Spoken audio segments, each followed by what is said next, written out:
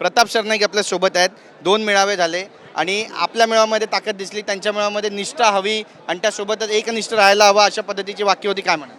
नाही, आता एकनिष्ठ तर आहेतच ना सगळे. एकनाथ शिंदे साहेबांवर विश्वास ठेवून शिवसेनेचा एवढा भव्य मेळावा झाला. शिवसेना आजपर्यंत जी 60 वर्षाची झाली त्याचा आलेख रामदासभाईंनी केला.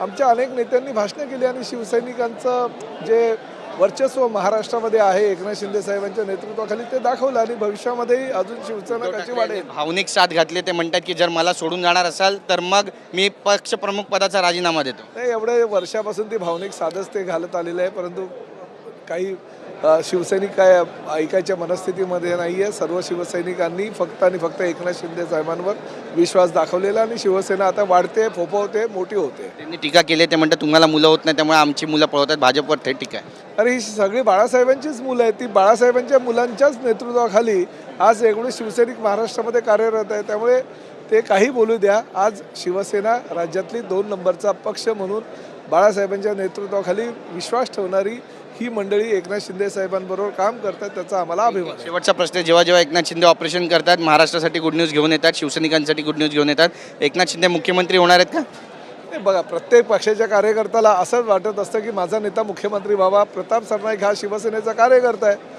भले राज्याचा मंत्री जरी असेल तरी एकनाथ शिंदे साहेब आमचे नेते आहे. आम्हाला असंच वाटत असतं की ते मुख्यमंत्री व्हावे, परंतु शेवटी संख्याबळ हे महत्त्वाचं असतं.